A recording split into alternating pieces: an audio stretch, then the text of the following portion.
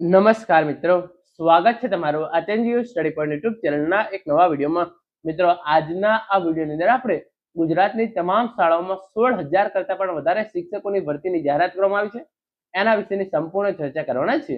આના માટે online form કઈ રીતે ભરવું, લાયકાત શું રહેશે, વય મર્યાદા શું રહેશે, પગાર તમને કેટલો મળશે, કયા જિલ્લાની અંદર કેટલી જગ્યાઓ ખાલી છે, કયા માધ્યમની કેટલી જગ્યાઓ ખાલી છે, કઈ શાળામાં જગ્યાઓ ખાલી છે, એ તમામ માહિતી આપણે આજના આ વિડીયોની અંદર મેળવવાના છે. તો આવી તમામ માહિતી મેળવવા માટે HNGU સ્ટડી પોઈન્ટ યુટ્યુબ ચેનલને જરૂરથી સબસ્ક્રાઇબ કરી લેજો.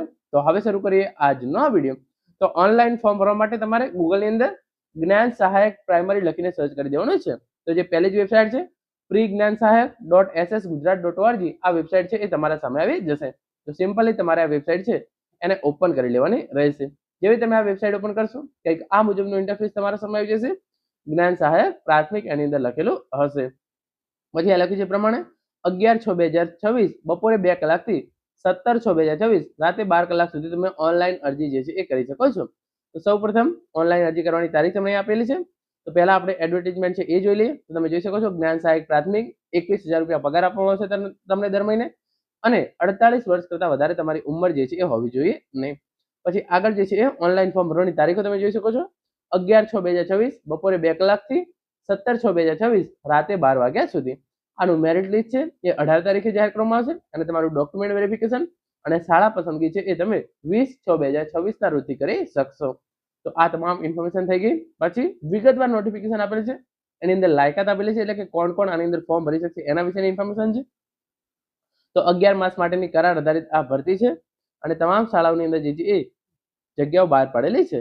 17/6/2026 સુધી તમે ઓનલાઈન જે છે એ ફોર્મ ભરી શકો છો. શૈક્ષણિક અને વ્યવસાયિક લાયકાત. સરકારી અને બિન સરકારી અનુદાનિત પ્રાથમિક શાળાઓમાં જ્ઞાન સહાયક કરાર આધારિત ભરતી માટે રાજ્ય પરીક્ષા બોર્ડ દ્વારા વર્ષ 2011 થી ઉચ્ચ પ્રાથમિક શાળાઓ ધોરણ 6 થી 8 માટે વિવિધ વિષયો અને માધ્યમની ટેટ 2 તથા નિમ્ન પ્રાથમિક શાળાઓ ધોરણ 1 થી 5 માટે વિવિધ માધ્યમની ટેટ 1 પરીક્ષા લેવામાં આવેલ છે. જે પૈકી જે ઉમેદવારો જે વિષય અને માધ્યમની ટેટ 2 પરીક્ષા પાસ કરેલ હશે તે જ વિષય અને માધ્યમ માટે ઉચ્ચ પ્રાથમિક શાળાઓ ધોરણ 6 થી 8 માટે ઉમેદવારી નોંધાવી શકાશે. તેમજ ઉમેદવારે જે માધ્યમમાં ટેટ 1 પરીક્ષા પાસ કરેલ હોય તે જ માધ્યમ માટે નિમ્ન પ્રાથમિક શાળાઓમાં 1 થી 5 માટે ઉમેદવારી નોંધાવી શકશે.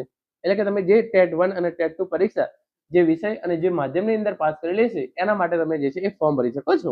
આ ઉપરાંત જે તે વિષય અને માધ્યમમાં તેઓ શૈક્ષણિક અને વ્યવસાયિક લાયકાત મેળવેલી હોવી જોઈએ. ઉમેદવાર સરકારી અને બિન સરકારી અનુદાનિત પ્રાથમિક શાળામાં જ્ઞાન સહાયકની કરાર આધારિત નિમણૂક માટેની ન્યૂનતમ શૈક્ષણિક લાયકાત અને વ્યવસાયિક લાયકાત જે છે એ ધરાવતો હોવો જોઈએ. તો આ પ્રમાણે તમે જોઈ શકો છો. જો તમે ધોરણ 6 થી 8 ની અંદર જે છે એ જ્ઞાન સહાયક બનવા માંગતા હોય તો તમે ટેટ 2 પાસ કરેલ હોવો જોઈએ, અને જે વિષય અને જે માધ્યમની અંદર તમે ટેટ 2 પાસ કરી લેશે એના માટે ફોર્મ ભરી શકશો.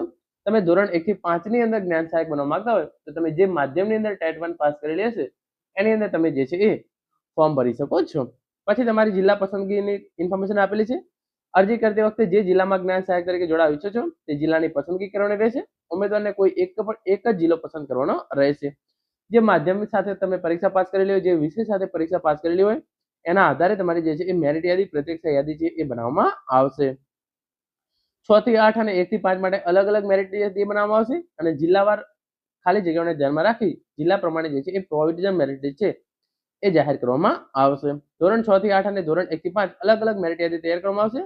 મેરિટ યાદીમાં સમાવેશ થયેલ ઉમેદવારો સ્થળ પસંદગી અને ડોક્યુમેન્ટ વેરિફિકેશન અંગેની સૂચના જિલ્લા કક્ષાએથી આપવામાં આવશે.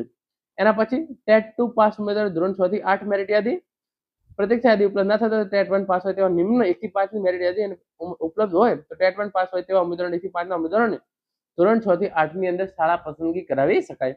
એટલે કે ધોરણ 6 થી 8 ની અંદર જો ટેટ 2 પાસ ઉમેદવારો જે છે એ પૂરતા પ્રમાણની અંદર નહીં મળે તો જે ઉમેદવારો ટેટ 1 પાસ કરે છે એમને ધોરણ 6 થી 8 ની અંદર જ્ઞાન સહાયક તરીકે રાખવામાં આવશે. જો કોઈ જિલ્લામાં ટેટ 1 પાસ ઉમેદવારો 1 થી 5 ની અંદર મેરિટ યાદી બનાવવા માટે પૂરતા ઉમેદવારો ઉપલબ્ધ ના હોય તો જે ઉમેદવારો ટેટ 2 પરીક્ષા પાસ કરેલી છે એમને ધોરણ 1 થી 5 ની અંદર જે છે એ જ્ઞાન સહાયક તરીકે શાળા પસંદગી કરવામાં આવશે. તો આ સૌથી મોટામાં મોટી અપડેટ છે કે ટેટ 1 અને ટેટ 2 બંને જે છે એ ટેટ 1 તમે પાસ કરેલી હોય તો તમે ધોરણ 1 થી 8 ની અંદર શિક્ષક બની શકો છો, એટલે કે જ્ઞાન સહાયક બની શકો છો. અને તમે ટેટ 2 પાસ કરેલી હોય તો પણ તમે ધોરણ 1 થી 8 ની અંદર જો પૂરતા ઉમેદવારો ઉપલબ્ધ ના હોય તો શિક્ષક બની શકો છો. 21,000 પગાર મળશે. 48 વર્ષ કરતાં વધારે તમારી ઉંમર ના હોવી જોઈએ. કુલ 16,000 પ્લસ જગ્યાઓ માટે જે છે એ ભરતી થવા જઈ રહી છે. એ તમામ ઇન્ફોર્મેશન હું તમને પછી આપું છું. 11 માસનો આ કરાર રહેશે. એના પછી તમારી જે છે એ નોકરી પૂરી થઈ જશે. ઓનલાઈન ફોર્મ કઈ રીતે ભરવું એની કેટલીક સૂચનાઓ આપવામાં આવેલી છે, એ આપણે અત્યારે જોતા નથી. એની અંદર આપણે ફોર્મ કઈ રીતે ભરવું એ તમામ ઇન્ફોર્મેશન આપણે આગળ જોવાના જ છે. હવે આની અંદર ફોર્મ કઈ રીતે ભરવું એની ઇન્ફોર્મેશન આપેલી છે. એના પહેલા developing caste welfare primary district wise તો કેટલી જગ્યાઓ છે તો તમે જોઈ શકો છો. આશ્રમ શાળાની અંદર કુલ કેટલી જગ્યાઓ છે તો ધોરણ 1 થી 5 ની અંદર આશ્રમ શાળાની અંદર 107 જગ્યાઓ છે અને ટોટલ જે છે એ ધોરણ 6 થી 1 થી 8 ની મળી 298 જગ્યાઓ છે એના માટે ભરતી થવા જઈ રહી છે. તો આ રીતે કયા જિલ્લાની અંદર કેટલી જગ્યાઓ છે આ વેબસાઇટ પર આવી તમે ઇન્ફોર્મેશન જોઈ શકો છો. ગવર્મેન્ટ શાળાઓની અંદર જિલ્લા વાઇઝ કેટલી જગ્યાઓ છે તો સરકારી પ્રાથમિક શાળાઓની અંદર તમે જોઈ શકો છો અમદાવાદની 200 જગ્યાઓ, ધોરણ 1 થી 5 ની કેટલી જગ્યાઓ છે તમામ ઇન્ફોર્મેશન તમે અહીંયા જોઈ શકો છો. તો ધોરણ 1 થી 5 ની અંદર સરકારી શાળાઓની અંદર 10,661 જગ્યાઓ છે અને ધોરણ 6 થી 8 ની અંદર દરેક વિષયની જગ્યા તમે જોઈ શકો છો કુલ 13,061 જગ્યાઓ સરકારી પ્રાથમિક શાળાઓની અંદર ધોરણ 1 થી 8 ની અંદર આ જગ્યાઓ ભરવામાં આવશે. પછી ગ્રાન્ટેડ તો અનુદાનિત રાજ્યની અનુદાનિત પ્રાથમિક શાળાઓમાં ખાલી જગ્યાની વિગતો તો એની અંદર દરેક જિલ્લાની અંદર તમે જોઈ શકો છો. તો ધોરણ 1 થી 5 ની અંદર તમે અહીંયા જોશો તો 277 જગ્યાઓ છે અને ટોટલ 1334 જગ્યાઓ ધોરણ 6 થી 8 ની તમે અહીંયા જોઈ શકો છો. ખાલી જગ્યાઓ વિગતો ધોરણ 6 થી 8 ની વિગતો તમે અહીંયા જોઈ શકો છો 1057 જગ્યાઓ છે અને ટોટલ 1334 જગ્યાઓ જે છે એ 1 થી 8 ની અંદર અનુદાનિત શાળાઓની અંદર છે. એના પછી આગળ તમે જોઈ શકો છો મોડલ ડે સ્કૂલની અંદર મોડલ ડે શાળામાં ધોરણ 6 થી 8 ની ખાલી જગ્યાઓ કેટલી છે તો ધોરણ 6 થી ખાલી 8 જગ્યાઓ 27 ખાલી જગ્યાઓ છે. એના પછી આગળ તમે જોઈ શકો છો મોડલ સ્કૂલ ડિસ્ટ્રિક્ટ વાઇઝ એટલે કે મોડલ શાળામાં ધોરણ 6 થી 8 જિલ્લા વાઇઝ કેટલી જગ્યાઓ છે તો એ તમે જોઈ શકો છો 149 જગ્યાઓ ખાલી છે. અને પછી છેલ્લે અહીંયા ઇન્ફોર્મેશન આપેલી છે એ પ્રમાણે tribal department primary district wise school તો આદિજાતિ વિકાસ શિક્ષકની ધોરણ 1 થી 8 ની આશ્રમ શાળાઓમાં ખાલી જગ્યાઓની વિગતો. આની અંદર ધોરણ 1 થી 5 ની અંદર 291 અને ધોરણ 6 થી 8 ની અંદર 427 કુલ ધોરણ 1 થી 8 ની 718 જગ્યાઓ માટે જે છે એ ભરતી થવા જઈ રહી છે. તો આ તમે બધું જગ્યાઓ કરશો તો 16,000 પ્લસ જગ્યાઓ માટે જે છે એ જ્ઞાન સહાયક માટે આ વર્ષે ભરતી થવા જઈ રહી છે. હવે ઓનલાઈન ફોર્મ કઈ રીતે ભરવું તો એના માટે રજીસ્ટ્રેશન લિંક તમે અહીંયા જોઈ શકો છો. આ પ્રમાણે ઇન્ફોર્મેશન તમારે અહીંયા નાખવાની છે. સીટ નંબર તમામ ઇન્ફોર્મેશન નાખ્યા પછી તમે અહીંયા લોગિન કરશો તો એના પછી તમે અહીંયાથી ફોર્મ ભરી શકશો. હું તમને તમામ ઇન્ફોર્મેશન બતાવું છું. જ્ઞાન સહાયક પ્રાથમિક અરજી માર્ગદર્શિકા ફોર્મ કઈ રીતે ભરવું તો સૌપ્રથમ તમારે આ વેબસાઇટ છે એ વેબસાઇટ ઓપન કરવાની છે. તમને આ મુજબનું ઇન્ટરફેસ જે છે એ જોવા મળી જશે અને જ્ઞાન સહાયક પ્રાથમિકની અરજી કરવા માટે અહીં ક્લિક કરો તો રજીસ્ટ્રેશન લિંક પર આપેલી છે એના પર તમારે જે છે એ ક્લિક કરવાનું રહેશે. જેવું તમે એના પર ક્લિક કરશો અહીંયા તમારે રજીસ્ટર કરવાનું રહેશે.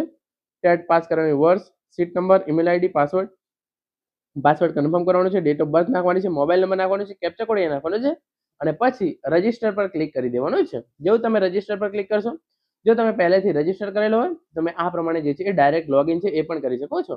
ટેટનો seat number, mobile number, password અને કેપ્ચા કોડ નાખી તમે ડાયરેક્ટ અહીંયા લોગિન છે એ લોગિન પણ કરી શકો છો. આટલું કર્યા પછી રજીસ્ટર કર્યા પછી તમારા મોબાઈલ નંબર પર એક ઓટીપી આવશે. એ ઓટીપી તમારે અહીંયા એન્ટર કરવાનો છે. ઓટીપી નાખ્યા પછી તમે જેવું સબમિટ પર ક્લિક કરશો તમારા સામે આગળનું ઇન્ટરફેસ છે એ ખુલી જશે. તમારા ફોન નંબરની સફળતાપૂર્વક ચકાસણી કરવામાં આવી છે તો એના પર તમારે જે છે એ સિમ્પલી ઓકે પર ક્લિક કરી દેવાનું છે. જેવું તમે ઓકે પર ક્લિક કરશો તમારા સામે ફરીથી આ લોગિનનું પેજ જે છે એ આવી જશે. તો અહીંયા સિમ્પલી તમારે જે છે એ લોગિન કરી લેવાનું રહેશે.